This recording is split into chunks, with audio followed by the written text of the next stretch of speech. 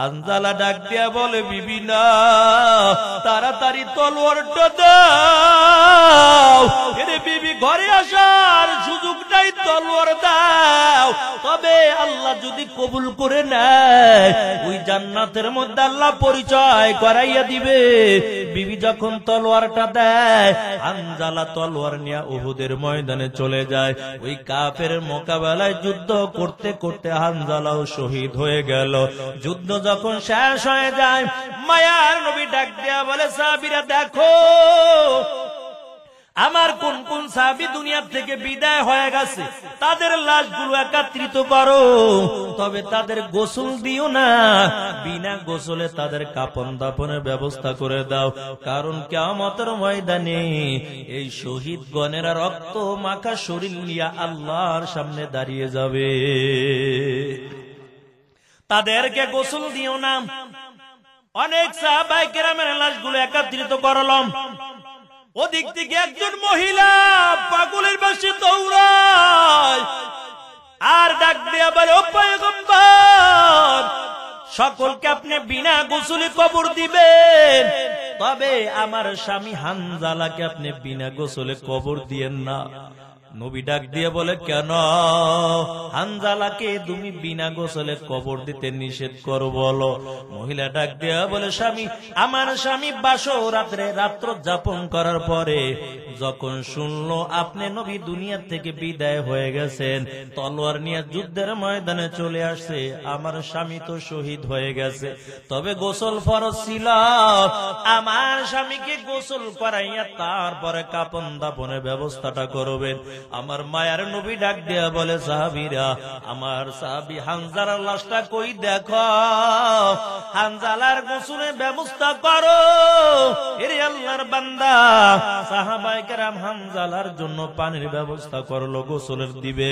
কিন্তু এমন সময় জিবরাইল আমিন আইসা বলে, নবী আমার, হানজালার গোসল দুনিয়ার কোন পানি দ্বারা হবে না, বরং হানজালাকে আল্লাহ এমন ভাবে কবুল করেছে, আসমানের ফেরেশতারা আসমান নিয়া হাউজে কাউসারে পানি দিয়া হানজালার গোসল করিয়ে দিয়েছে। আশকারা মিল্লাত মাযহাব জুদাস, আশকারা মিল্লাত মাযহাব খুদাস, মিয়ানে আশাক মাশুকরা মুজিজ, কিরামান কাতিবিনরা হাম খবর নিস। এরে আল্লাহর বান্দা, সাহাবায়ে কেরাম তো আমার নবীর জন্য বড় পাগল। নবীর একজন সাহাবী সাদ রাদিয়াল্লাহু তাআলা নবীর দরবারে যাইয়া বলে, পয়গম্বর, আমার জন্য আল্লাহর কাছে একটু দোয়া করেন। ও পয়গম্বর, আমার অনেক বয়স হয়ে গেল, আমাকে দেখতেও ভালো দেখা যায় না, কিন্তু মদিনার কোন মেয়েরা আমার সঙ্গে বিবাহ বসতে রাজি হয় না। মায়ার নবী বলে, কেন? ওই সাদ রাদিয়াল্লাহু তাআলা আনহু বলে, নবী আমার, আমার চেহারাটাও দেখতে ভালো দেখা যায় না, আমি বড় কালো, এই জন্য মদিনার কোন মেয়েরা আমার সঙ্গে বিবাহ বসতে রাজি হয় না।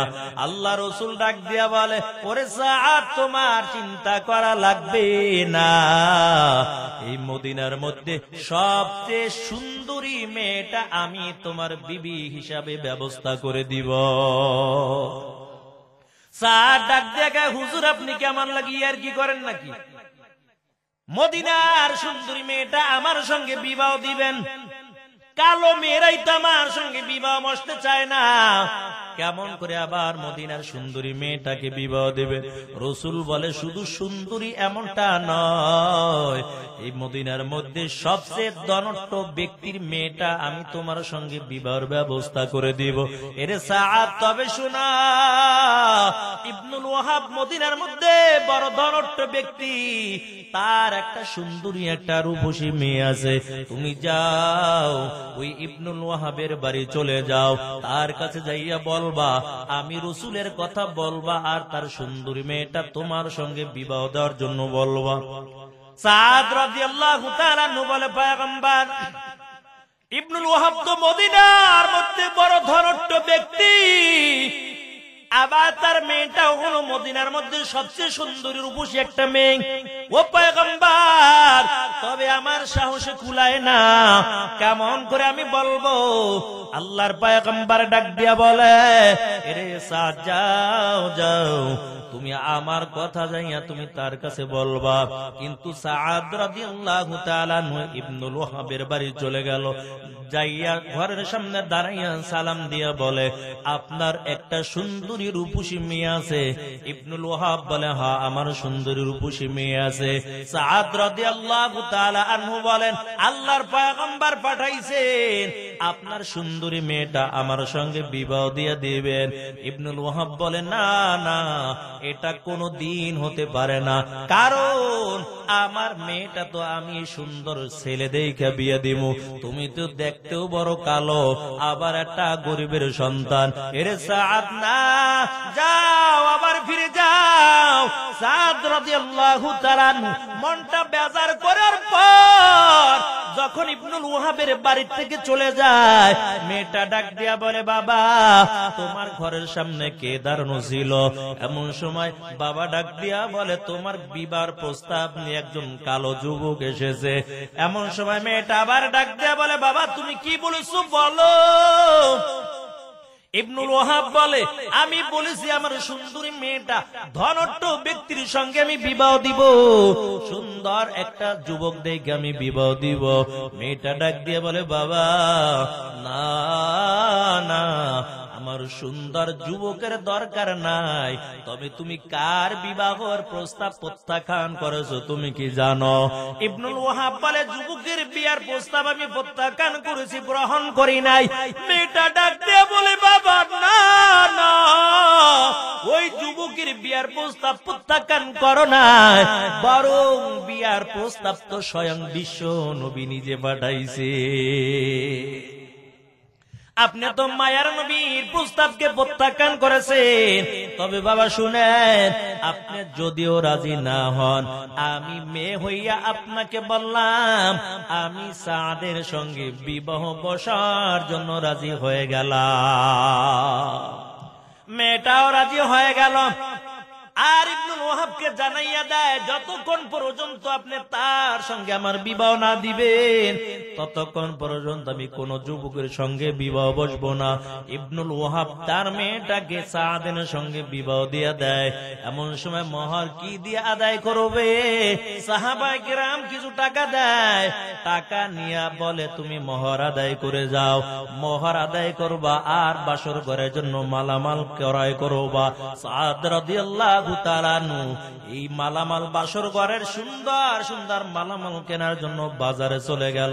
মালামাল গুলো কেনার পর আবার যখন শ্বশুর বাড়ির দিকে রওনা হয়, কে জানি জানাইয়া দেয়, ওরে সাদ, কোথায় যাও? তোমার নবী তো যুদ্ধের ময়দানে চলে গেছে।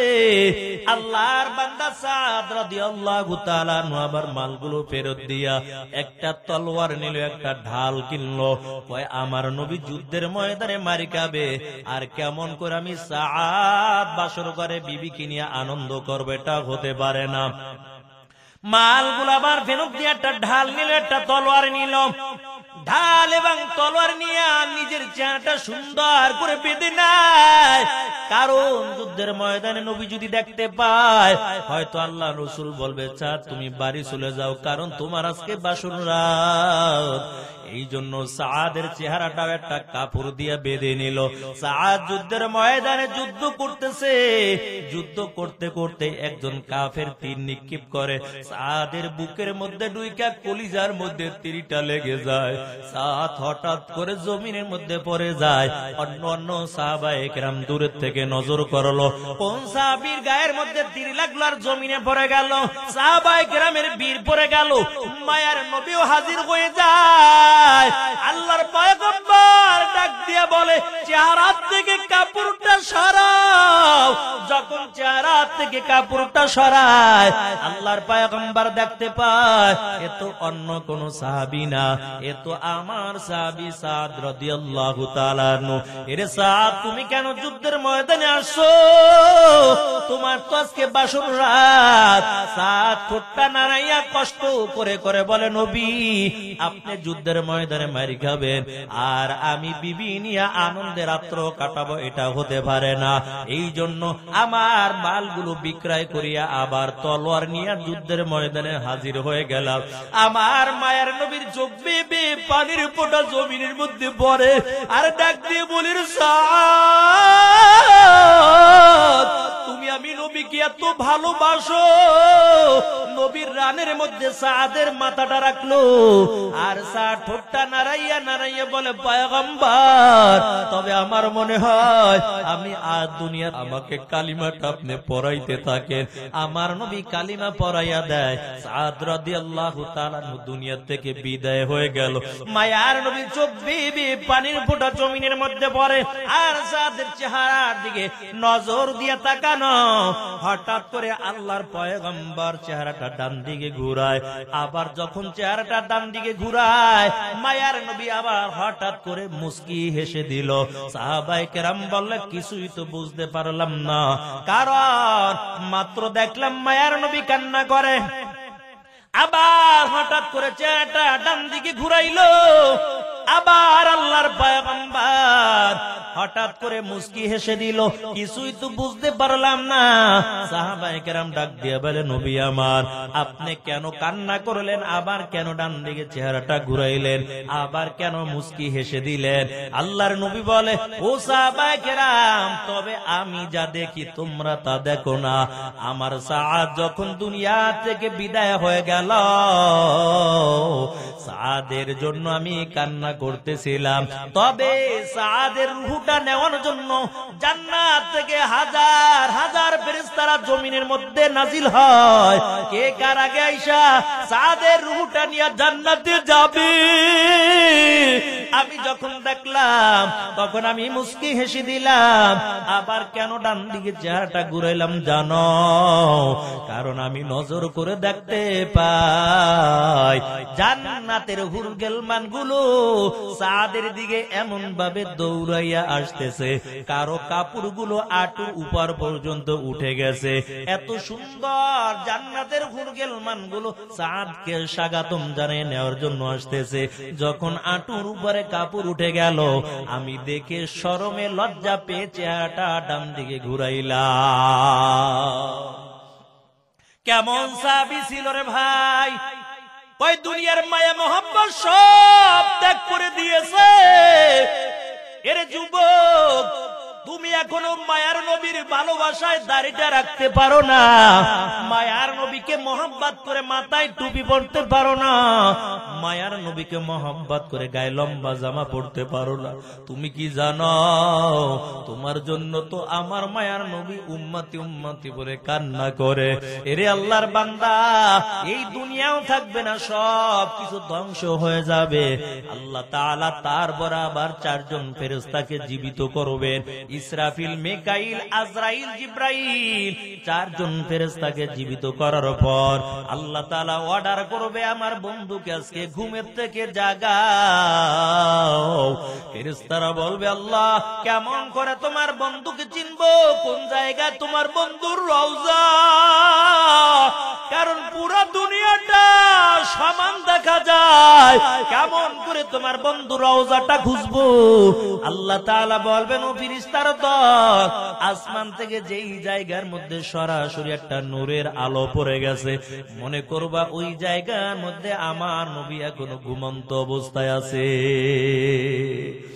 ইমামুল আউয়ালিন আল আখিরিন, বহরে সদকা রহমাতাল লিল আলামিন, সাইয়্যিদুল কওনাইন, খতমুল মুরসালিন, আখিরা মুদবুদ ফখরুল আউয়ালিন, শাদআ জুদাশ রহমাতাল লিল আলামিন, মসজিদে ওষুধ হামার ওয়া জমিন ওয়াম্মা আরসালনাকা ইল্লা রাহমাতাল লিল আলামিন।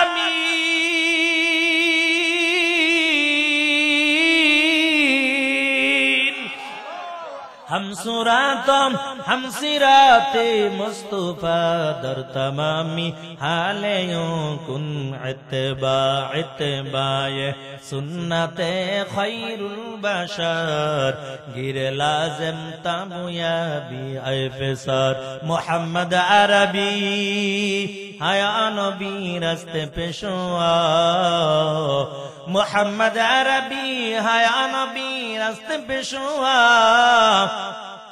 आलम हुआ उसकी पैदाइश से उजाला आलम हुआ उसकी पैदाइश से उजाला शफीउल उमम हमारा नबी रोज़े क़यामत शफाअत करेगा अल्लाह की पस गुनाहगार उम्मत शफाअत करेगा अल्लाह की पस गुनाहगार उम्मत।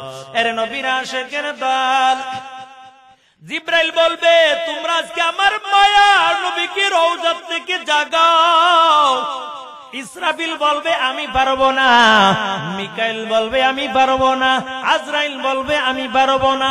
জিব্রাইল বলবে কেন তোমরা আমার মায়ার নবীকে জাগাইতে পারো না? মিকাইল বলবে, ইসরাফিল বলবে, আজরাইল বলবে কেমন করে আমরা মায়ার নবীকে জাগাবো?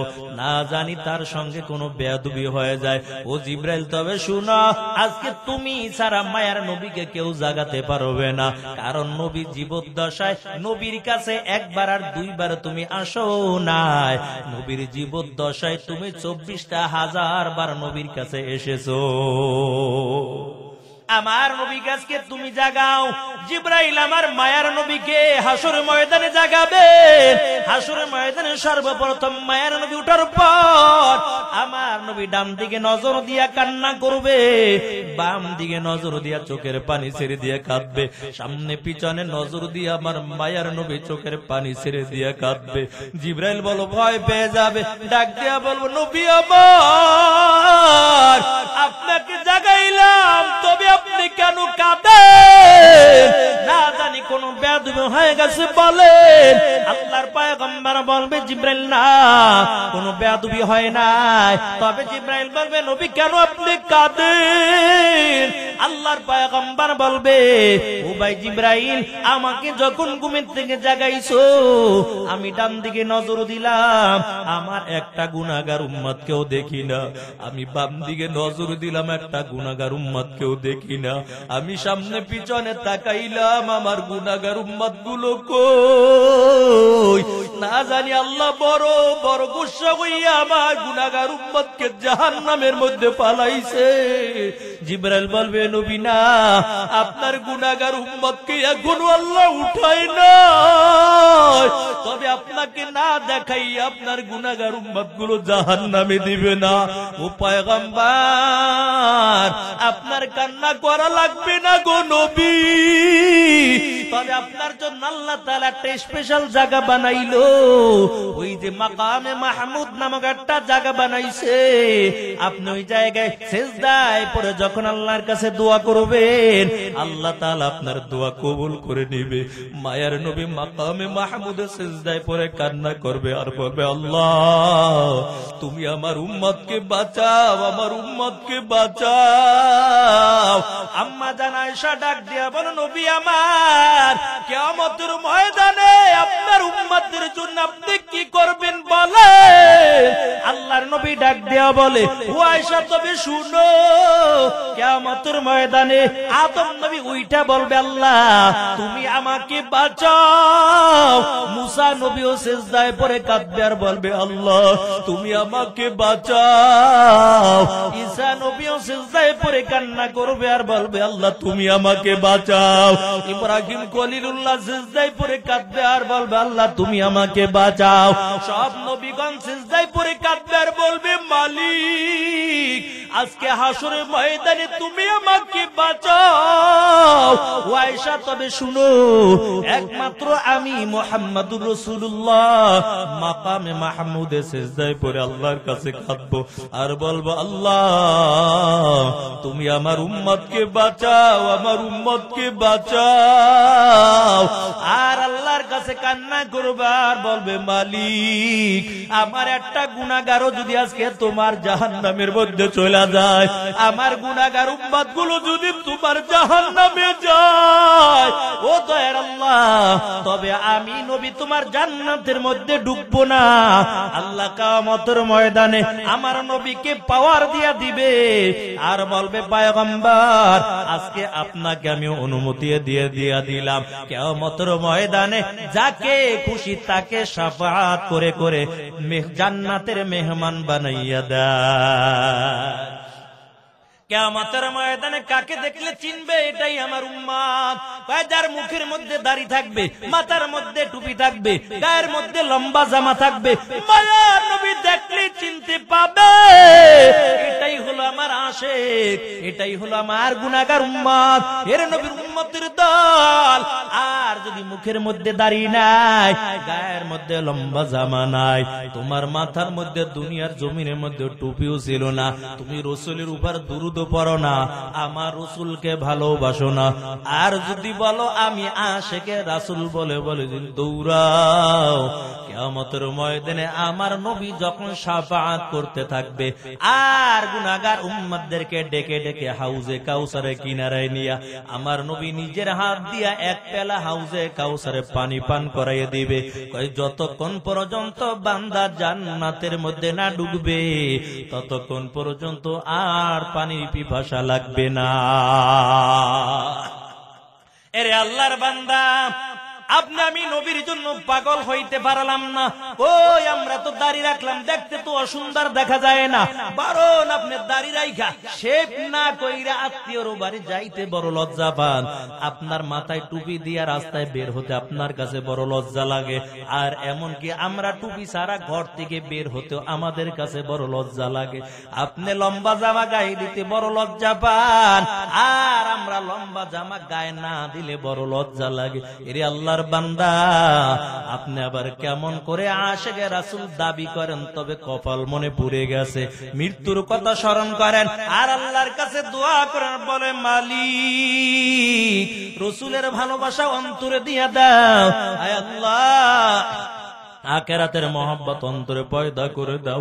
এমন করে করে বান্দা যখন আল্লাহর কাছে দোয়া করবে, আল্লাহ তাআলা ওই বান্দার জীবনের সব গুনাহগুলো মাফ করে দিবে।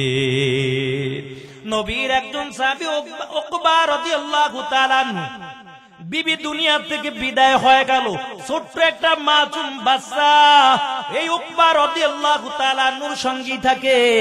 যখন উকবা ঘুমাইতে যায় ছোট সন্তানকে বুকে জড়াইয়া ঘুমায়, কারণ এই সন্তান তো এতিম হয়ে গেছে, দুনিয়ার জমিনে মাকে মা বলে ডাক দিতে পারে না। এমনকি সন্তানের দিলের মধ্যে যেন মায়ের কষ্টটা না লাগে, এই জন্য উকবা ওই ছোট্ট সাহাবীকে বুকে জড়াইয়া ঘুমায়, নিজের হাত দিয়ে মাথার মধ্যে পানিগুলো দিয়ে গোসল করাইয়া দেয়, আবার নিজের হাত দিয়ে সন্তানের মুখে খাবারের লোকমাটা তুলে দেয়, কারণ এই ছোট্ট বাচ্চার মা নাই, সন্তান মা হারাইয়া বড় এতিম হয়ে গেল। এরে আল্লাহর বান্দা, সন্তানের দিলের মধ্যে যেন ব্যথা না লাগে, এই জন্য উকবা রাদিয়াল্লাহু তাআলা সব সময় শুধু সন্তানের জন্য বড় পাগল। যখন নবী ঘোষণা দিয়া দিল আমার নবী যুদ্ধের ময়দানে চলে যাবে, উকবা একটা বার সন্তানের দিকে তাকায় নাই, সন্তানকে রাইকা সাহাবীদের সঙ্গে যুদ্ধের ময়দানে চলে গেল। উকবা যুদ্ধের ময়দানে চলে যায়, এই ছোট্ট বালক বশির মদিনার মসজিদে বারান্দায় ঘুমায়। কার কাছে থাকবে? মামা নাই, বাবাও যুদ্ধের ময়দানে চলে গেল, ফুপু নাই, এমন আপন কেউ নাই। কার কাছে বসির থাকবে?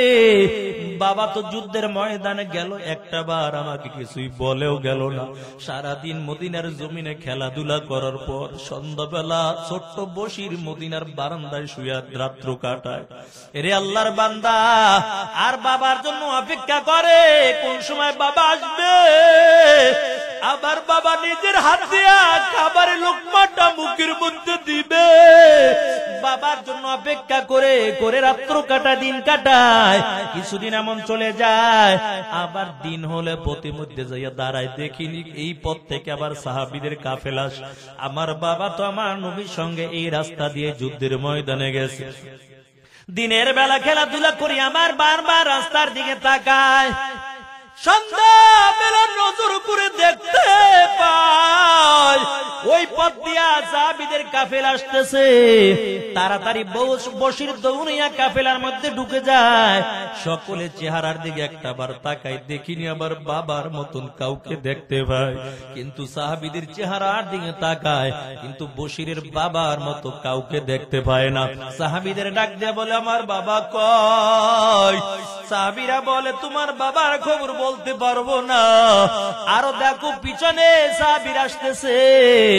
আবার পিছনের দিকে যখন যায়, বসির আবার সাহাবীদের কাফেলার মধ্যে ঢুকে যায়। আবার তাদের চেহারার দিকে চোখটা ঘুরাইয়া ঘুরাইয়া তাকায়, কিন্তু বাবার মতো কাউকে দেখতে পায় না। হঠাৎ করে আমার মায়ার নবীকে দেখতে পায়। ছোট্ট বালক বসির আমার নবীর কাছে যাইয়া নবীর হাতটা ধইরা বলে, নবী বলে, আমার বাবাই তো আপনার সঙ্গে যুদ্ধের ময়দানে গেছে, আমার বাবাই কই? সব সাহাবীরা মদিনার জমিনে ঢুকতেছে, আপনি নবীও মদিনে আসলেন, আমার বাবাই কই? আমার তো মা নাই, আমার খালা ফুফু কিছুই নাই, আমার আপন বলতে কেউ নাই। আমার বাবা খাবারের লোকমা আমার মুখের মধ্যে দিত, রাত্র যখন হইতো আমার বাবার গলাটা জড়াইয়া আমি ঘুমাইতাম। ও নবী আমার, আমার বাবা যখন আপনার সঙ্গে যুদ্ধের ময়দানে যায়, আমি বিছানায় একা ঘুমাইতে পারি না, মসজিদের নববীর বারান্দায় রাত্রটা আমি কাটাই। বলেন আমার বাবা কয়? কার কাছে আমি যাব? আমার নবী ছোট্ট বসিরের নিয়ে বসে গেল, কিন্তু আবার যখন বসির কান্না করে আর বলে, নবী বলেন আমার বাবা কই? আমার নবী চেহারাটা অন্যদিকে ঘুরায়। বসির আবার ডান দিকে যাই, আমার নবীর গলাটা জড়াইয়া বলে, নবী বলেন আমার বাবা কই? আমি কার কাছে থাকবো বলেন? আবার নবী চেহারাটা বাম দিকে ঘুরায়। আবার বসির দৌড়াইয়া বাম দিকে যাইয়া আবার বলে, নবী বলেন আমার বাবাই কই? আবার আল্লাহর পয়গম্বর চেহারাটা অন্যদিকে ঘুরায়। আবার বসির যাই আমার নবীর গলাটা জড়াইয়া বলে, ও নবী আমার, বলেন আমার আব্বা কই? আমি কার কাছে থাকবো? আমার মা তো দুনিয়ায় নাই, আমি তো বড় ইতিম, কেমন করে আমি রাত্র কাটাইবো বলেন? আল্লাহ নবী বসিরের দিকে তাকাইয়া চোখের পানি ছেড়ে দিয়ে কান্না করে। বসির বলে, পয়গম্বর, আমি আমার বাবার কথা জিজ্ঞেস করলাম, আপনি কেন চোখের পানি ছেড়ে দিয়ে কাঁদেন? আমার মায়ার নবী ডাক দিয়া বলে, রে বসির, তবে শুনো, তোমার বাবা দুনিয়ার জমিনে নাই, যুদ্ধের ময়দানে শহীদ হইয়া জান্নাতের মেহমান হয়ে গেছে। বসির কান্না আরো বাড়িয়ে দিয়েছে। আল্লাহ রাসূল বলে, রে বসির, তোমার কোনো চিন্তা করা লাগবে না, কারণ এখন থেকে আমি তোমার বাবা হয়ে গেলাম। তারপর বসির কান্না থামায় না, বসির চোখের পানি ছেড়ে ছেড়ে দিয়া কাঁদে। মায়ার নবী ডাক দিয়া বলে, রে বসির, এখন কেন কাঁদো? ছোট্ট সাহাবী বসির ডাক দিয়া বলে, নবী আমার, আমার বাবা শহীদ হয়ে গেছে, তবে আমার দিলের মধ্যে কোনো দুঃখ নাই। আমার বাবাকে যুদ্ধের ময়দানে আপনার সঙ্গে চলে গেল, আমার বাবাই তো জানে আমার মা নাই, আমি কার কাছে থাকবো? রাত্র হয়ে গেলে আমার বাবার গলা জড়াই আমি ঘুমাইতাম। আমার বাবা খাবারের লোকমাটা আমার মুখে দিত, কিন্তু আমার বাবা বাবা যে যুদ্ধের ময়দানে গেল, একটা বারো তো আমাকে কিছু বলে গেল না। আমার বাবা ইচ্ছা করলে পারত, এরে বসি তুই অপেক্ষা করিস, আমি যুদ্ধের ময়দান থেকে আসব। আমার বাবা আমার দিকে একটা বার নজর দিয়েও তাকাইল না। যুদ্ধের জন্য আপনি ডাক দিয়েছেন, তলোয়ার নিয়ে যুদ্ধের ময়দানে চলে গেছে, তবে আমার বাবা কি একটা বার আমার জন্য চিন্তা করলো না? মায়ের নবী ডাক দিয়ে বলে, রে বশির, তবে তোমার বাবার দিলের মধ্যে আল্লাহর বড় ভালোবাসা, আল্লাহর ভালোবাসা নিয়ে যুদ্ধের ময়দানে চলে গেছে। তবে আল্লাহ তোমাকে বানাইলো, তোমার চিন্তা করা লাগবে না, তোমার জিম্মা স্বয়ং আল্লাহ কুদরতি হাতে নিয়েছে।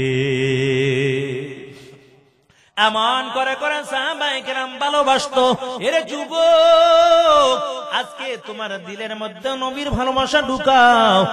যেই সমস্ত যুবকের আজকে এত সুন্দর একটা আয়োজন করলো, ইচ্ছা করলে মমতা জাফারে আইন এই জায়গা গান বাজাইতে পারতো, কিন্তু না না, দুনিয়ার মধ্যে সময়টা কাটায় না, সামান্য সময়টুকু আপনাদের দিনের কথা শোনার জন্য সুযোগ করে দিল। এরে আল্লাহর বান্দা, গান বাজনা যদি করতে চায় কোনো বাধা হয় না, ওয়াজ মাহফিল করতে গেলে সমাজের মুরব্বীরাও আগে বাধা দেয়। কই এত ওয়াজ লাগে? ওয়াজ কইরা আর ওইব কি? ওয়াজ জীবনে বহু শুনছি, এত ওয়াজ লাগে না। আরে এত ওয়াজ লাগে না, দিনের কথা বেশি বেশি শুনতে হবে। কার কথা কোন সময় হেদায়েতের জন্য উসিলা হয়ে যায় আল্লাহই ভালো জানে। ছোট্ট বালক খ্রিস্টান জোনায়েদ বাগদাদী রাহমাতুল্লাহ আলাইহি, তার সঙ্গে সম্পর্ক একজন খ্রিস্টান যুবকের সঙ্গে। কষ্ট হয় আপনাদের? আর 10 মিনিটের মধ্যে শেষ করে দেব। দেন না খুতবাও পড়িনি, ডাইরেক্ট ঢুকে গেছি, যেন আপনাদের কষ্ট দেব না। আল্লাহ, ছোট্ট বালক জোনায়েদ বাগদাদী রাহমাতুল্লাহ আলাইহি খ্রিস্টান যুবকের সঙ্গে ভালো সম্পর্ক। একদিন খ্রিস্টান যুবক আইসা আবার তাড়াতাড়ি যাওয়ার জন্য বড় ব্যস্ত হয়ে গেল। জোনায়েদ বাগদাদী ডাক দিয়া বলে, খ্রিস্টান যুবক, তবে তুমি আসলে আবার যাওয়ার জন্য কেন ব্যস্ত হয়েছো বলো? খ্রিস্টান যুবক ডাক দিয়া বলে, জোনায়েদ, তবে শুনো, তোমাদের যেমন মুসলমানদের বড় ধর্মীয় অনুষ্ঠান হয়, আমাদের খ্রিস্টানদের একটা বড় অনুষ্ঠান হবে। এটা প্রতিদিন হয় না, বছরে একবার হয়। আর আমাদের খ্রিস্টান পাদ্রী মজলিসের মধ্যে হাজির হয়ে যায়, একটা উপদেশ দেয়, আমরা সারা বছর মেনে নেই। জোনায়েদ বাগদাদী বলে, আমিও তোমাদের সঙ্গে ওই জায়গায় যেতে চাই। খ্রিস্টান যুবক ডাক দিয়ে বলে, রে জোনায়েদ, না না, কারণ ওই জায়গার মধ্যে কোন মুসলমানের সন্তান যেতে পারে না। যদি কোন মুসলমানের সন্তান যায়, তাকে বন্দী করে শাস্তির ব্যবস্থা করে দেয়। জোনায়েদ বাগদাদী বলে, আমাকে নিয়ে তোমার কোনো চিন্তা করা লাগবে না, কারণ আমি মুসলমানের সন্তান, আমি দুনিয়ায় কাউকে ভয় পাই না, আমার সঙ্গে আল্লাহ আছে। ইমানটা কেমন মজবুত রে ভাই! আমার সঙ্গে আল্লাহ আছে, আমার কোনো ভয় নাই। তবে তোমরা যে ধর্ম পালন করে একটা মিথ্যা ধর্ম। আল্লাহ কোরআনের মধ্যে বলে, ইন্নাদ দীনা ইনদাল্লাহিল ইসলাম, আল্লাহর কাছে একমাত্র মনোনীত ধর্ম হলো ইসলাম ধর্ম। আর যত ধর্ম আছে, কোন ধর্ম আল্লাহর কাছে গ্রহণযোগ্য না। ছোট্ট বালক আবু বকর যখন ছোট ছিল, আবু বকরের বাবা হাতটা ধরে কয়, এই আবু বকর, চল গিজরায় চল, পূজা করা লাগবে। আবু বকর তো ছোট কাল থেকে দিনের প্রতি টান। দেখবেন যারা দিনদার হয়, ছোটবেলা থেকে এরা নামাজ আদায় করে, দিনের প্রতি আলাদা একটা টান থাকে, মহব্বত থাকে। আবু বকরের বাবা হাতটা ধরে গির্জার মধ্যে ঢুক। আবু বকর কয়, আব্বা আমি পারবো না, আপনি আগে ঢুকেন, আপনি ঢুইকা পূজা করে বের হয়ে যান, আমি একা একা ঢুইকা পূজা করব। বাবা বড় খুশি হয়ে গেল, আমার সন্তান আবু বকর পূজা করবে। এরে আল্লাহর বান্দা, আবু বকরের বাবা গির্জার মধ্যে ঢুইকা পূজা কইরা তারপর বের হয়ে যায়। আবু বকর একা গির্জার মধ্যে ঢুকে গেল। গির্জার মধ্যে ঢুইকা দেয় বড় বড় একটা খোদা দেখা যায়। কয়, বাবা এই খোদারও পূজা করে। আর সামনে দেখা যায় খাবার দাবার অভাব নাই, আপেল কমলা বেদানা মিষ্টি কত কিছু সামনে রাইখা দিছে। আবু বকর একটা আপেল ধরে বড় খোদার মুখে দিয়েছে, কয় তাড়াতাড়ি খা, আকুরা থাকি আর কোনো লাভ নাই, আপেল দিলাম তাড়াতাড়ি খা। বড় খোদা লড়েও না, সরেও না, মাথাও লড়ায় না, নাও করে না, হয়ও করে না, বারবার মুখের মধ্যে দেয়, কিছুই কয় না। আবু বকরের মেজাজ গরম হয়ে গেছে, ছোট মানুষ তো, একবার দুইবার দিছে, মেজাজ বড় গরম হয়ে গেছে। বারোটারে আবার মিষ্টি দেয়, মিষ্টিও খায় না, কেমন খোদা, ইয়েস নো কিছুই কয় না, এর মুখের মধ্যে ঢেলে দি, খায়ও না, মেজাজ খারাপ হয়ে গেছে। গির্জার মধ্যে একটা পাথরের টুকরা ছিল, পাথরের টুকরা দিয়া দিছে মাথার মধ্যে একটা বাড়ি, কয় তাড়াতাড়ি খা। মাথার মধ্যে যখন বাড়ি দিছে, মাথাটা ভেঙে চূর্ণ বিচূর্ণ হয়ে গেছে। খোদার মাথা সব শেষ, খোদায় লড়েও না, সরেও না, কিছুই কয় না, মাথা ভেঙে চূর্ণ বিচূর্ণ হয়ে গেল। মাঝর খোদা ছোট খোদা সব চাইয়ে চাই দেখতেছে, কিছুই কয় না, কয় দাঁড়া তবু সামনে আইতেছে, না খাইলে তোর মাথাও ভাঙবো। এইবার খানা লইয়া মাজার খোদার কাছে কাছে তাড়াতাড়ি খা, এটাও দেখায় না, দিছে মাথার মধ্যে আবার বাড়ি, এটাও চূর্ণ বিচূর্ণ হয়ে গেল।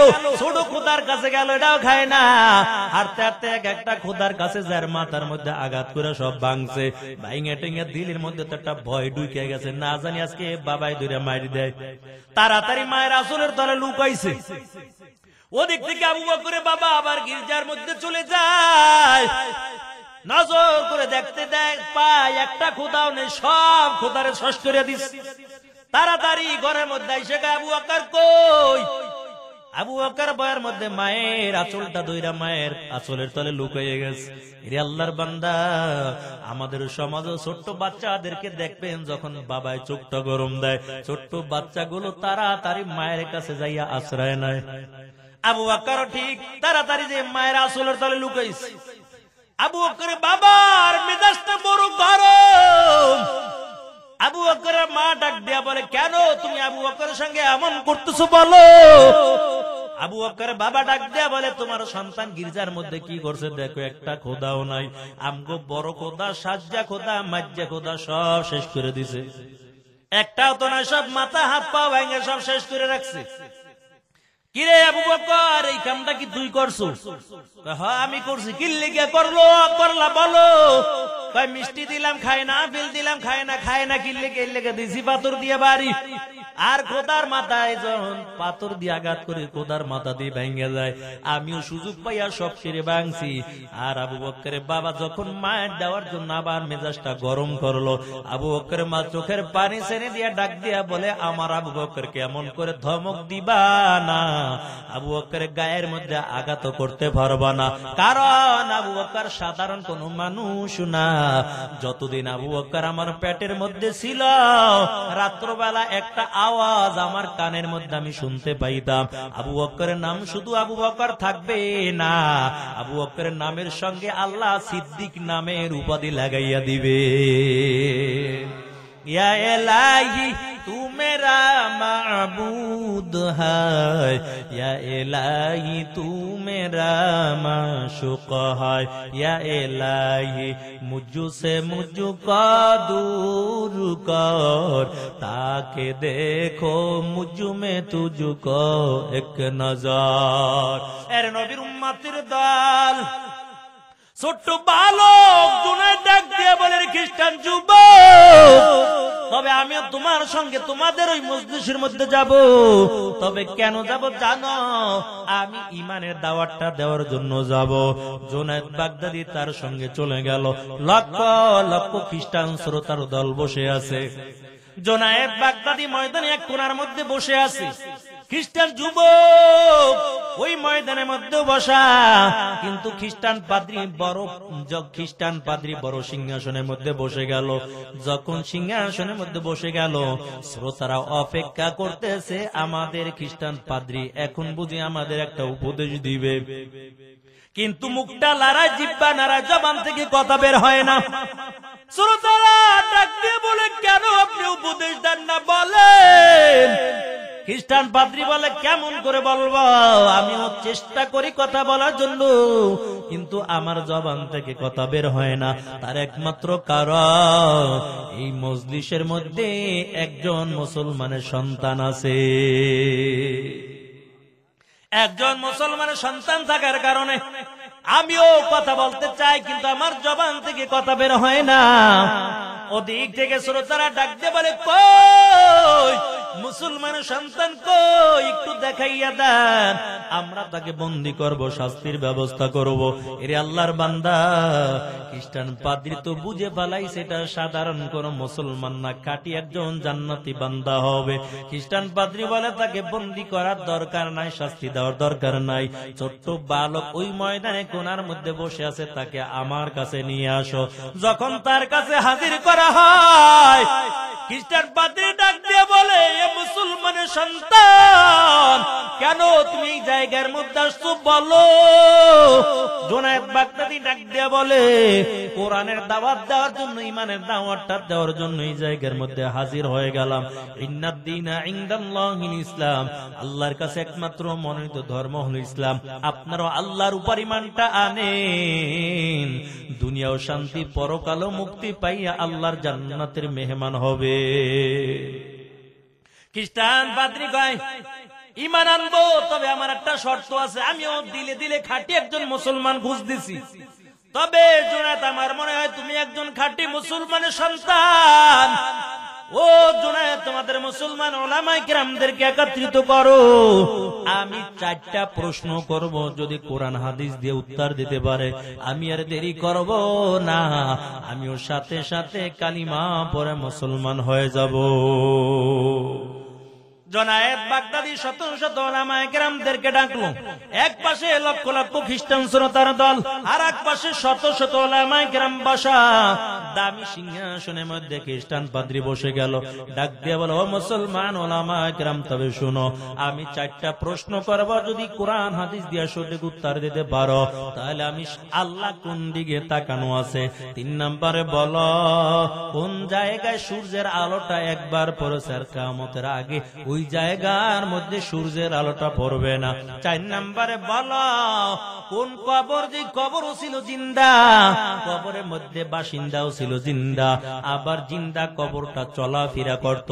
এই 4টা প্রশ্নের উত্তর যদি দাও আমি আর দেরি করব না, এখনই আমি মুসলমান হয়ে যাব। আল্লাহ হেদায়েত দিলে সময় লাগে না। এই যে গত বড় হজের আগে আগে দিয়া, ওই যে আল্লাহর একজন বান্দা কালো খ্রিস্টান পাদ্রী গির্জার মধ্যে শুয়ে রইছে, বারবার স্বপ্নে দেখায় কে জানি আইসা সাদা কাপড় পরাই দিয়ে যায়। আল্লাহর বান্দা সকাল বেলা তার সব শ্রোতাদেরকে ডাইকা কয়, তোমরা মানো আর না মানো সেটা তোমাদের ব্যাপার, তবে আমি কালিমা পড়ে মুসলমান হয়ে গেলাম। কালিমা পড়া মুসলমান হইয়া আল্লাহর বাইতুল্লাহ জিয়ারত করার জন্য যায়, আরাফার ময়দানে যেয়ে কান্না করে, নবীর রওজার পাশে দাঁড়াইয়া দাঁড়াইয়া কান্না করার বলে, আমি তো কয়েকদিন আগেও ছিলাম একজন জাহান্নামীর কয়েদি, এই আল্লাহ আমাকে কবুল কইরা নবীর রওজার কিনারায় নিয়ে এসেছে। মদিনা যাইতে পারলাম না, মদিনা দেখতে পারলাম না, আমি অসহায় তাই এত দূরে রই, আমি অসহায় তাই এত দূরে রই, শুধু সালাম জানাই, মদিনা যাইতে পারলাম না, মদিনা দেখতে পারলাম না। মদিনা নাম কত মধুর,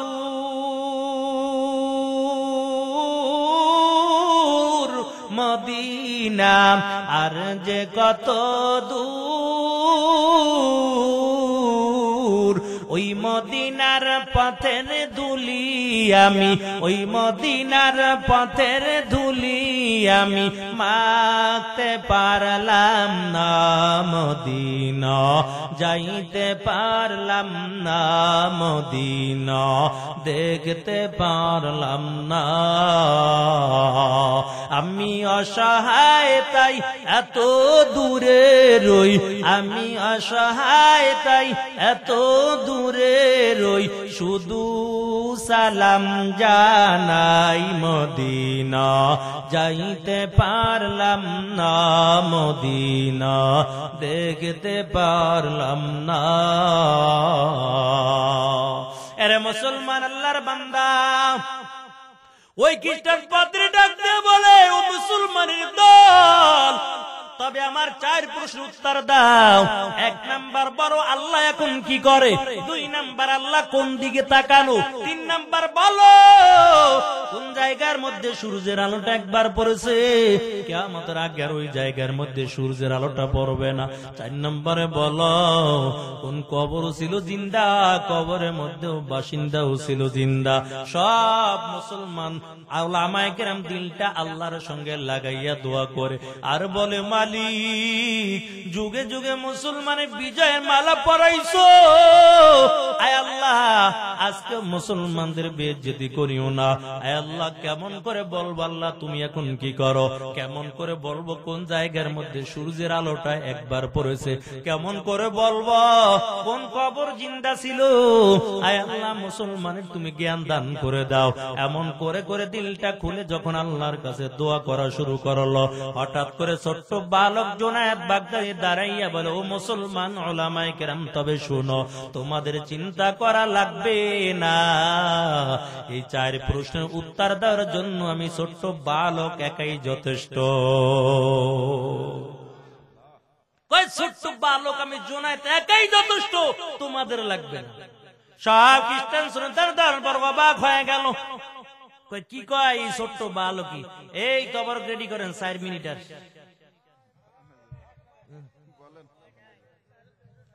আরে তবারক তো ঠান্ডা হয়ে যেতেছে, বুঝেন না?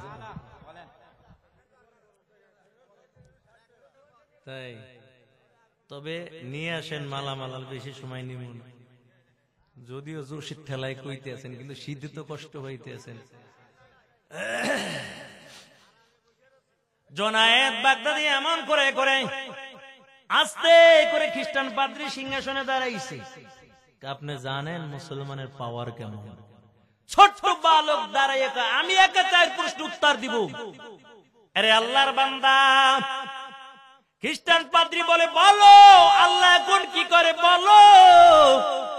2 নম্বরে বলো আল্লাহ কোন দিকে তাকানো, 3 নম্বরে বলো কোন জায়গায় সূর্যের আলো একবার পড়েছে, 4 নম্বরে বলো কোন কবর জিন্দা ছিল, কবরের বাসিন্দাও জিন্দা ছিল। ছোট্ট বালক জুনায়েদ ডাক দিয়া কয়, যে প্রশ্ন করে সে বড় না যে উত্তর দেয় সে বড়। খ্রিস্টান পাদ্রী কয়, যে প্রশ্নের উত্তর দেয় সেই তো বড়।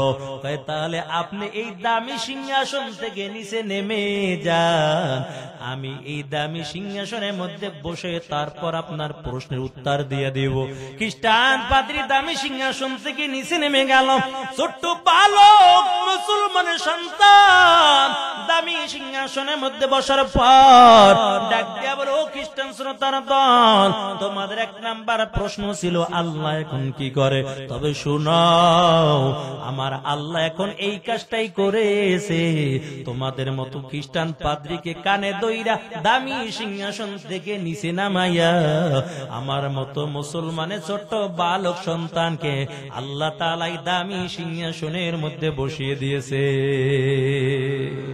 وتعز من تشاء وتذل من تشاء بيدك الخير قدر قدرت داري بركمال أنت ربي أنت حسبي ذو الجلال তুহি قادر جليل الله جهادر बहरहाल তুহি मेरा निगाहदार। এরে নবীর উম্মতের দল আবার ডাক দিয়ে বলে, বলো কোন জায়গার মধ্যে সূর্যের আলো একবার পড়েছে। জুনায়েদ বাগদাদি বলে, তোমাদের প্রশ্ন উত্তর দেওয়ার জন্য আমি তৈয়ার। তবে শোনাও, ওই ফেরাউন যখন মুসাকে মারার জন্য যখন পিছনের থেকে ধাওয়া করেছিল, মুসা নবী তার কওমদেরকে নিয়ে সামনে চলতেছে, সামনে চলে ফেরাউন পিছনের থেকে ধাওয়া দেয়। মুসা নবীর উপর যারা ঈমান আনলো তাদেরকে নিয়ে মুসা নবী সামনে চলতেছে। চলতে চলতে সামনের একটা সাগর পড়ে যায়। মুসা নবীর কওমেরা ডাক দিয়ে কয়, এখন কেমন করে আমরা সাগর পাড়ি দিব বলেন? ওই যে ফেরাউনের লস্কর বাহিনী আসতেছে, আমাদের কতল করে ফেলবে। সৈন্য বাহিনী আসতেছে, কেমন করে আমরা এখন বাঁচবো? ও নবী মুসা, তবে আমাদের আমাদেরকে মারার জন্য বুঝি সাগরে কিনারায় আনছেন, এখন কেমন করে আপনি আমাদেরকে বাঁচাবেন?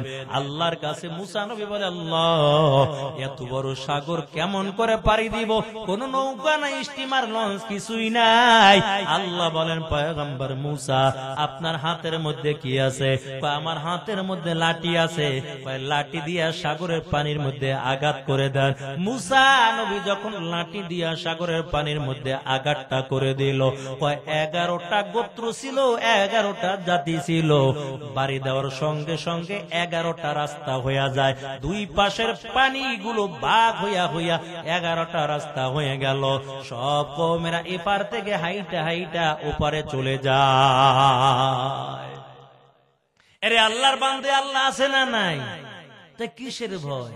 ফাঁসির কাস্টে দাঁড়াইও তো মুসলমান কইবে আমার একমাত্র রব হলো আল্লাহ, ঈমান দিব না। দুইটা গুণওয়ালা মানুষ জান্নাতে যাবে, 1 নাম্বার ঈমান, 2 নম্বরে আমল। ঈমানের উপরে আলোচনা করতেছিলাম। ঈমানদার বলবে আমার ঈমান দিব না, জীবন দিব, কারণ একটা জীবন চলে যাবে, তাতে কি হইছে? এরকম যদি 100 জীবন আসতো, বারবার ইসলামের জন্য জীবন দিতাম, বারবার ইসলামের জন্য জীবন দিতাম, আবার আল্লাহ জীবিত করত, আবার জীবন দিতাম, আল্লাহর কাছে দাঁড়াইয়া বলতাম 100 বার ইসলামের জন্য জীবন দিয়েছি। আর আমাদের তো মাত্র একটাই জীবন, একবার যাবে তো শেষ, মরা তো লাগবে। আজ মরি আর কাল মরি, মরাই লাগবে। হয়তো ফাঁসির কাস্টে মরবেন, না হইলে কারো গুলি খেয়ে মরবেন, না হইলে ঘরে বইয়ে মরবেন, মরা তো লাগবে। কেউ বাঁচতে পারবো না। তবে যাদের ইমানটা বড় দুর্বল, তারা বলে হুজুররা বাংলাদেশে থাইকা নারায়ে তাকবীরের স্লোগান দিয়া লাভ কি? কারণ ফিলিস্তিনে মুসলমান মরতেছে, হুজুরের দোয়ায় বুঝি অ্যাকশন নাই। আগে হুজুরের কাছে দোয়ার লেগে যাইতাম, এখন আর হুজুরের কাছে দোয়ার লেগে যাবো না। হুজুর দোয়া এখন আর কবুল টবুল হয় না। কেমনে বুঝলা? ওই আফগানিস্তান গেল, ফিলিস্তিন গেল, দেখা যায় হাজার হাজার মুসলমান মানলো, কিন্তু হুজুরা তো সারা বাংলাদেশে, সারা বিশ্বের মধ্যে ওলামায়ে কেরাম দোয়া করে, কই মুসলমানের দোয়ার মধ্যে বুঝি পাওয়ার নাই। আব্দুল কাদের জিলানীর দরবারে এক যুবক যেয়ে কয়, হুজুর আমার লাগি একটু দোয়া করেন, আল্লাহ যেন আমার একটা নেককার সন্তান দেন। আব্দুল কাদের জিলানী দোয়া করলো, আল্লাহ তোমাকে নেককার সন্তান দেবে, যাও 1 বছর পর আবার আইও, তোমার আল্লাহ সন্তান দিবে। 1টা বছর পর আবার আইছে, হুজুর আপনাদের দোয়ার মধ্যে পাওয়ার টাওয়ার নাই। কি হইছে? আপনি দোয়া করলেন আল্লাহ আমাকে সন্তান দিবে, কই আমার তো কোনো সন্তান টন্তান নাই। আব্দুল কাদের জিলানী চিন্তার মধ্যে পড়ে যায়, আমি দোয়া করলাম, আমার দোয়া তো আল্লাহ ফেরত দিতে পারে না, তবে কেন দোয়াটা কবুল হলো না কিছুই তো বলতে পারলাম না। যুবক রে ডাইকা কয়, এরে যুবক, আমার তো দিলের মধ্যে আশা ছিল আল্লাহ আমার দোয়া কবুল করে ফেলাইছে, তবে কেন দোয়া কবুল করে নাই বুঝতে পারলাম না। তবে একটা কথা জানতে চাই, তুমি বিয়া করছো নি? কয় না হুজুর বিয়া করি নাই। কয় বিয়া করো না, তবে সন্তান হইব কই থেকে? আরে বিয়া যদি করতা তো সন্তান আশা করতে পারতা। এরে আল্লাহর বান্দা, আব্দুল কাদের জিলানী বলে বিয়েই তো করো না, তবে সন্তান হইব কিভাবে? এরে নবীর উম্মতের দল, আমরা মুসলমান তো ঈমানই ঠিকঠাক করতে পারলাম না, কেমন করে আবার আল্লাহ তাআলা দোয়া কবুল করবে? তবে মুসলমানের কোন দোয়া বৃথা যায় না। মায়ের নবী জানাইয়া দেয়, কোন দোয়া আল্লাহর সাথে সাথে কবুল করে, আবার কোন দোয়া 50,000 বছর পর কবুল করবে, কোন দোয়া 10 বছর পর কবুল করবে, কোন দোয়া দুনিয়ার জমিনে কবুল হবে না। কিয়ামতের ময়দানে আল্লাহ তাকে দিয়া দিবে ওই জান্নাতের মধ্যে। যখন জান্নাতি বান্দা বান্দি গুলো দেখবে দুনিয়ায় দোয়া কবুল হয় নাই, দোয়ার ফল আল্লাহ কিয়ামতের ময়দানে দিয়েছে, ওই ব্যক্তি আফসোস করবে আর বলবে, আল্লাহ আজকে তোমার কাছে বড় আফসোস করি, আমার কোন দোয়াই যদি দুনিয়ায় কবুল না হইতো বড় ভালো হয়ে যাইতো, জান্নাতের মধ্যে জান্নাতের দরজা আজকে আরো বুলন্দ হয়ে যাইতো। এরে আল্লাহর বান্দা, আমাদের ঈমান বড় দুর্বল। বিবাহ করতে যাব, বিবাহ করার আগে আগে দেখি দুনিয়াদার, দিনদার দেখি না, কয় দিন দেখে লাভ হইবে কি? মেয়েরাও যখন বিয়া বসে আগে দেয় টাকা পয়সা আছে কিনা স্বামীর, ছেলেও যখন বিয়া করবে আগে দেয় শ্বশুরের টাকা পয়সা আছে কিনা, কমপক্ষে 2, 4, 5 লাখ যৌতুক লওয়া যায় কি? মেয়েটাও বিবাহ দেওয়ার সময় তাকায় ছেলের টাকা পয়সা আছে কিনা, বাড়ি গাড়ি আছে কিনা। তুমি দিনদার দেখো না, এই জন্য সমাজের মধ্যে অধিকাংশ পুরুষগুলো আজকে নারীর কাছে নির্যাতিত হয়। দুজন চাকরি করে, যার বউ দিয়ে চাকরি করে, ওর সংসারে জীবনে শান্তি হবে না, দুনিয়ার মধ্যে ওর গড্ডা জাহান্নামের টুকরো হয়ে রয়েছে। আল্লাহর বান্দা যুবক বিবাহ করেছে, চিন্তা করে বিবাহ করার পর বউরে বসাই রেখে লাভ কি? দেখেন না আমাদের সমাজে কিছু আছে, হেও গার্মেন্টসে চাকরি করে, বউরে বয়ে রাখে লাভ কি? 15,000 টাকা বেতন পাইবে, হেরেও চাকরিতে দিয়ে দেয় গার্মেন্টস এর মধ্যে। যুবক বিয়া করার পর আল্লাহর বান্দা নিজেও চাকরি করে, বিবিরও দিয়া চাকরি করায়, দুজন বাম্পার কামায়।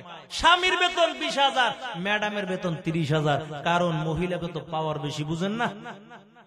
ম্যাডামের বেতন 30,000। প্রতিদিন যুবক অফিস থেকে এসে কাজ বাজ সুন্দর করে ঘরটা গুছায়, ম্যাডাম সন্ধ্যাবেলা এসে টিভি রিমোটটা লইয়ে টিভি দেয়, আরামে খায় আর ঘুমায়। একদিন স্বামী চিন্তা করলে কিছুই তো বুঝলাম না, আগে শুনছি স্বামী খেদমত মহিলারা করবে, বিবি করবে, এখন তো উল্টা তার খেদমত আমার করা লাগে। তবে আজকে কিছুই করব না, চুপচাপ হয়ে বসে রইছি। সন্ধ্যাবেলা ম্যাডাম বাড়ি হাজির, দেখে পুরা ঘরটা এলোমেলো দেখা যায়।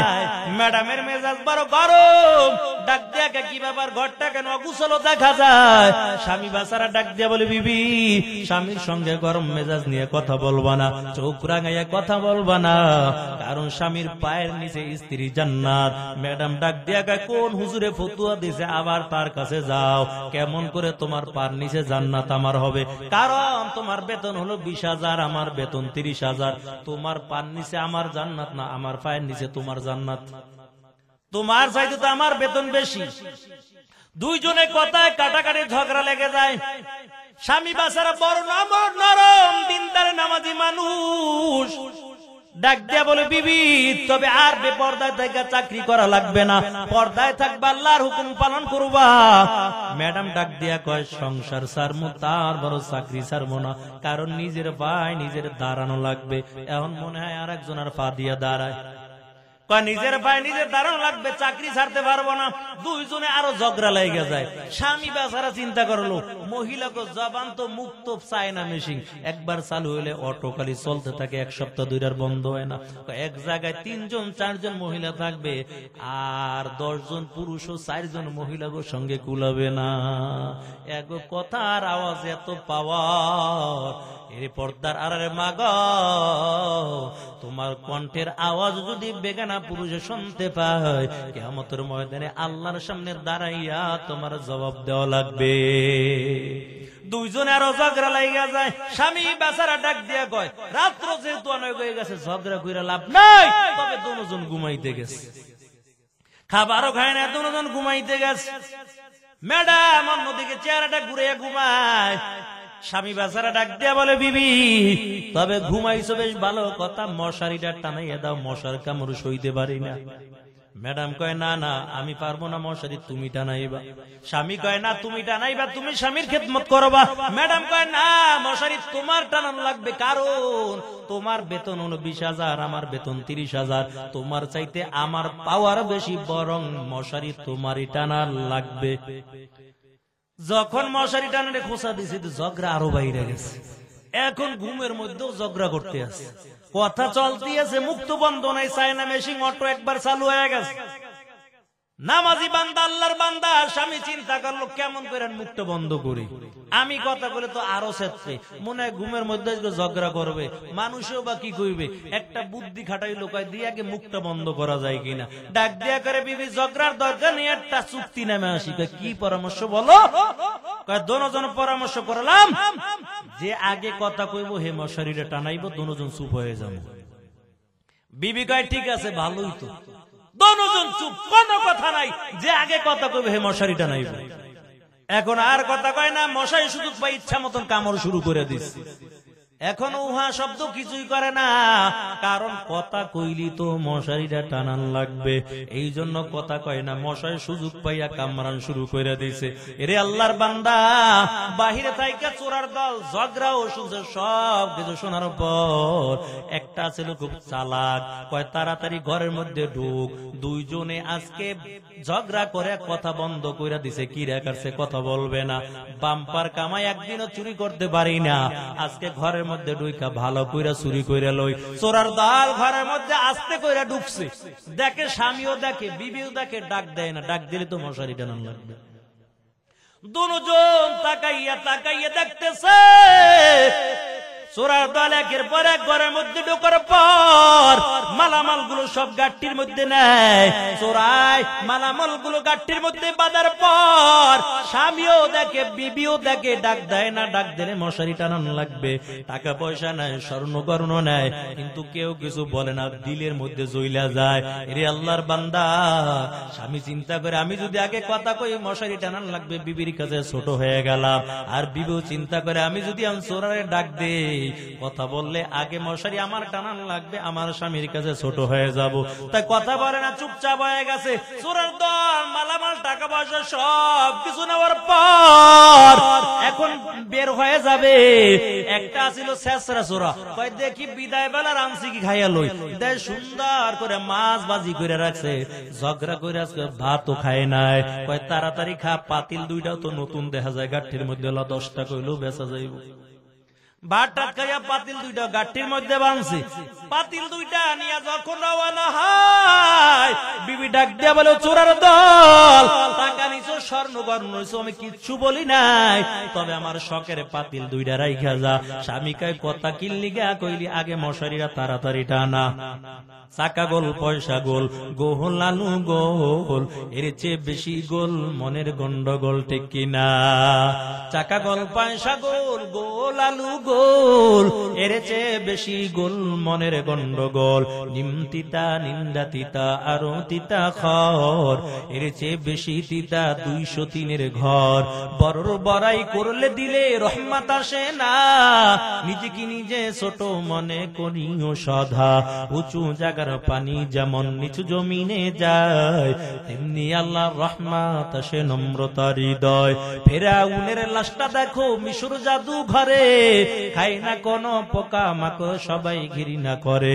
তরকারি মতো তরকারি হলে অল্প জালে সিজে, বুদ্ধিমান মানুষ হলে ইশারাতে বুঝে। এরে পর্দার আরে মাগো, তুমিও তোমার স্বামীর খেদমত করবা। মায়া নবী জানাইয়া দেয়, তোমার স্বামী অন্যের বাড়ি কাজ করে যখন বাড়িতে আসবে, যদি নজর করে দেখো তোমার স্বামীর শরীরটা বেয়ে ঘামের ফোঁটা পড়তেছে, অথবা তোমার স্বামী পানির পিপাসিত অবস্থায় আছে, স্বামী চাওয়ার আগে আগে একটা গ্লাস পানি যদি স্বামীর হাতের মধ্যে তুলে দেয়, আল্লাহর নবী জানাইয়া দেয় ওই মহিলার আমল নামার মধ্যে 7 ভরি স্বর্ণ আল্লাহ রাস্তায় সদকা করলে যে সব হইতো, এই পরিমাণ সওয়াব মহিলার আমল নামার মধ্যে আল্লাহ দান করে দেয়। এমন কি আছে 7 ভরি স্বর্ণ আল্লাহ রাস্তায় দান করছে? কারো পক্ষে সম্ভব না। স্বামীর হাতে একটা গ্লাস পানি তুইলা দিবে, তো নবী বলে 7 ভরি স্বর্ণ সদকা করার সওয়াব আল্লাহ তার আমল নামায় দিয়া দিবে। শুধু তাই নয়, স্বামীর খেদমত করবা, স্বামী স্ত্রী এক বিছানার মধ্যে ঘুমাইবা, এক কম্বলের তলে ল্যাপের তলে ঘুমাইয়া যাইবা। স্বামীর হাতটা বিবির গায়ের মধ্যে থাকবে, বিবির হাতটা স্বামীর গায়ের মধ্যে থাকবে। এমন করে করে এক কম্বলের তলে যদি রাত্র কাটাও, আল্লাহর নবী বলেন সারা রাত্র মাথার কিনারায় 2 জন ফেরেশতা বসে বসে মাগফিরাতের জন্য আল্লাহর কাছে দোয়া করতে থাকে। এরে আল্লাহর বান্দা, শুধু তাই নয়, আল্লাহর পয়গম্বর জানায় স্বামীর খেদমত করলে কি হয়। স্বামীর আগে যদি বিবি দুনিয়া থেকে বিদায় হয়ে যায়, আর স্বামী যদি বলে আমার বিবি খুব ভালো ছিল, আল্লাহর পয়গম্বর জানাইয়া দেয় ওই মহিলার জন্য আল্লাহ তাআলার জান্নাত অপেক্ষা করতে থাকে। স্বামীর খেদমত করবে মহিলারা, আবার পুরুষেরাও ঘরে যাইয়া জানো জোরে আওয়াজ দিয়া স্ত্রীর সঙ্গে যাই হঠাৎ করে যেন গরম মেজাজ দিয়ে কথা না বলে। অনেক স্বামী আছে, স্বামী যখন ঘরের মধ্যে যায় স্ত্রীর সঙ্গে সাধারণ কথার বিনিময়ে স্ত্রী বাবা মা তুইলে তারপর গাড়ি শুরু করে দেয়। ঝগড়া না হইতে কয় তোরে তালাক, তোর মায়ের তালাক, তোর দাদিরে তালাক, তোর 14 গোষ্ঠী তালাক। এক রাতের মধ্যে 14 গোষ্ঠী তালাক দেয়। পরের দিন হুজুরের কাছে যাই, হুজুর মাথা ঠিক আছিল না, তালাক দিয়ে লাইছে ভুলে, এখন কি করা যায়? বিয়ে শাদী আবার ভরাইয়া দেন। হুজুর আবার মসজিদের ইমাম সাহেব 500 টাকা পাই আবার বিয়েটা ভরাইয়া দেয়। চিন্তা করে 500 টাকা তুলছে। আরে মাথা ঠিক না থাকলে তালাকটা কেমনে দিলেন? মাথা ঠিকই আছে, কিন্তু ওই যে রাগটা বেশি। ভুলে রাসূল বলে সবচেয়ে ঘৃণিত কাজ হলো তালাক। এই তালাকের নাম যেন জবান থেকে বের না হয়। আল্লাহ তাআলা আমাদের সবাইকে দ্বীনের সহি বুঝ দান করেন, বলেন আমিন। যতটুকু আলোচনা করলাম আল্লাহ তাআলা আপনাকে আমাকে সবাইকে আমল করার তৌফিক দান করুন, বলেন আমিন।